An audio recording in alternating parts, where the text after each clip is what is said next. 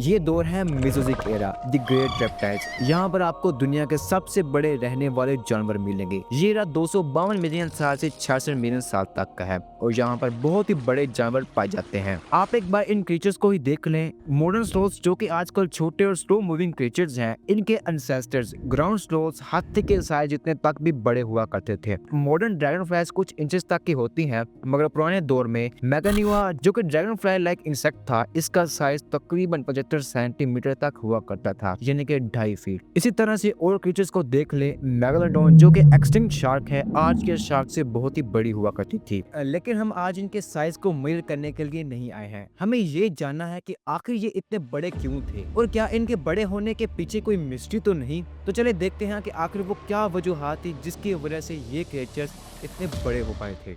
वो जानवर इतने क्यों बड़े थे, इसके ऊपर काफी सारी फैक्टर्स या हाइपोथेसिस दी गई हैं। हम इनको बारी बारी देखते हैं। Higher oxygen levels. 2019 में रेनसेलर पॉलिटेक्निक इंस्टीट्यूट और यूनिवर्सिटी ऑफ टेक्सास ऑस्टिन के रिसर्चर ने एक स्टडी पब्लिश की। उन्होंने बताया कि 215 मिलियन साल पहले ऑक्सीजन लेवल काफी बढ़ गया था, जिसने डायनासोर के एक्सपेंशन में कंट्रीब्यूट किया था। उन्होंने कोलोराडो प्लेटो और न्यूयॉर्क बेसिन से रॉक सैंपल इकट्ठा किए जो कि ट्रायसिक पीरियड के दौरान एक दूसरे से 1000 किलोमीटर के फासले पर थे, जब ये सुपर कॉन्टिनेंट पेंजिया का हिस्सा थे। रिसर्चर्स ने एक न्यू टेक्निक का यूज करते हुए एंशिएंट कार्बोनेट रॉक से टाइनी अमाउंट के अंदर गैस को निकाला और फिर इस गैस को मास स्पेक्ट्रोमीटर से एनालाइज किया गया, जो कि इसकी कंपोजिशन देगा। रिजल्ट्स काफी शॉकिंग थे। उन्होंने ये पाया कि सिर्फ 3 मिलियन सालों के दौरान ही इस वक्त एटमॉस्फेयर में ऑक्सीजन लेवल बढ़कर 15 से 19% तक चला गया था, जो कि बहुत ही तेजी से हुआ था। उन्होंने ये भी पाया कि इस वक्त कार्बन डाइऑक्साइड के लेवल भी ड्रॉप हो गए थे। इस ऑक्सीजन पीक के बाद ही नॉर्थ अमेरिका में फर्स्ट डायनासोर अपीयर हुए थे। इस बढ़ती हुई ऑक्सीजन ने एनिमल्स के जायंटिज्म को सपोर्ट किया। सौरोपोड की मिसाल ले लेते हैं। इनके लार्जर फ्रेम साइज को ऑक्सीजन के साथ जोड़ा जाता है। इनमें मौजूद एयर सैक्स ने ज्यादा एफिशिएंटली ऑक्सीजन को एक्सचेंज किया। इस एफिशिएंट ब्रीथिंग ने हायर बेसल मेटाबॉलिक रेट को लीड किया, जिससे रैपिड ग्रोथ और डेवलपमेंट हुई। मगर सिर्फ यही फैक्टर्स नहीं थे।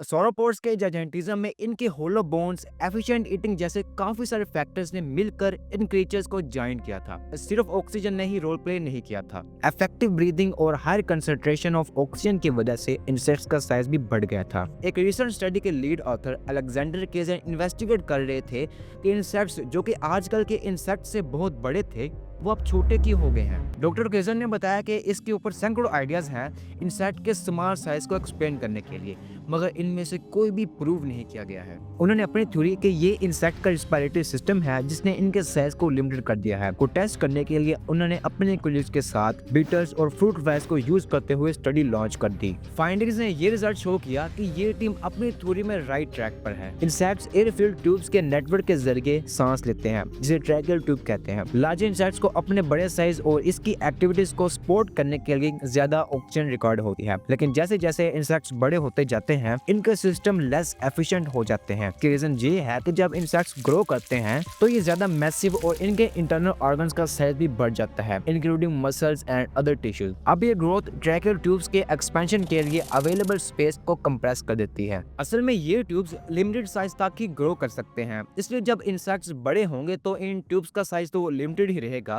इसलिए ये ट्यूब्स इंसेक्ट्स के लार्जर फ्रेम को एफिशिएंटली ऑक्सीजन नहीं दे पाएंगे और इन इंसेक्ट्स को एक लिमिटेड साइज तक ही रहना होगा because of the respiratory system. 300 million साल पहले हवा में मौजूद ऑक्सीजन की मिकदार 31% से 35% तक थी, जो कि आज के दौर में 21% है। इसका मतलब ये है कि इंसेक्ट्स के रिस्पिरेटरी सिस्टम तो स्मॉलर ही रहा होगा जैसे कि हमने अभी समझा है, मगर चूंकि ऑक्सीजन उस वक्त बहुत ज्यादा थी, ये छोटा सिस्टम ऑक्सीजन की ज्यादा कंसंट्रेशन की वजह से बड़े फ्रेम्स को भी ऑक्सीजन डिलीवर कर पाता था और इनके डिमांड को पूरा कर पाया, जिससे क्रीचर्स बड़े हो पाए।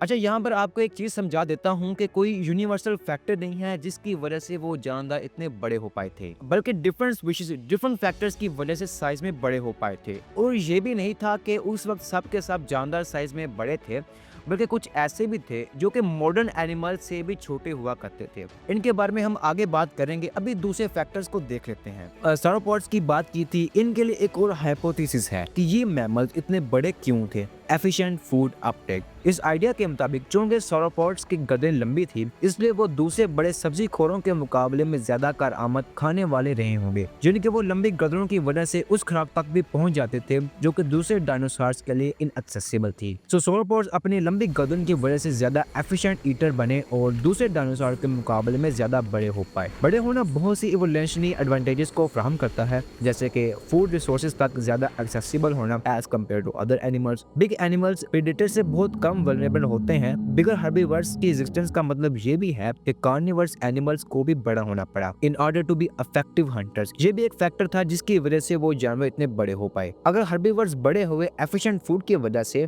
तो कार्निवर्स को भी इनको हंट करने के लिए ग्रो करना पड़ा। इसके अलावा और भी फैक्टर्स और फायदे थे बड़े होने के, जैसे कि कोल्ड क्लाइमेट में एक बड़ा फ्रेम गर्म खून वाले जानवरों के लिए एक असासा हो सकता। वो जितने बड़े होंगे इतने ही बेहतर वो गर्मी को बरकरार रख पाएंगे। और कोल्ड ब्लडेड एनिमल्स के लिए इसके बरक्स है, वार्म क्लाइमेट में बिगर मास सराउंडिंग से ज्यादा हीट ऑब्जर्व कर पाता है। डिफरेंट प्रीहिस्टोरिक एनिमल्स की ग्रोथ का बायस बनने वाले फैक्टर्स सिग्निफिकेंटली वेरी करते हैं, यानी कि कुछ ग्रू हुए ऑक्सीजन लेवल की वजह से, तो कुछ अबंडेंट फूड रिसोर्सेज की वजह से, तो कुछ अपने एफिशिएंट ब्रीडिंग से ग्रो हुए। डिफरेंट फैक्टर्स थे, कोई एक यूनिवर्सल फैक्टर नहीं था। और ना ही ये था कि ये सिर्फ एक ही पेड़ में ग्रो हुए थे अपने साइज में, कुछ हायर ऑक्सीजन लेवल के वक्त तो कुछ किसी और एरा में डिफरेंट फैक्टर की वजह से ग्रो हुए थे। हाँ, ये सच है कि प्री हिस्टोरिक एनिमल्स आज के मॉडर्न जानदारों से सिग्निफिकेंटली बड़े थे, बट इनमें से हर कोई जायंट नहीं था। कुछ तो उस वक्त भी छोटे थे मगर अब बड़े हो गए हैं। और हाँ, दुनिया का सबसे बड़ा एनिमल आज भी जिंदा है, ब्लू व्हेल, जो कि 100 फीट तक लंबा हो सकता है और इसका वजन तकरीबन 200 टन तक भी जा सकता है। सो आज के लिए यही था। आई होप सो कि आपको इस वीडियो में कुछ नया सीखने को मिला होगा। अगर आपको कुछ भी इस वीडियो के अंदर नया सीखने को मिला है तो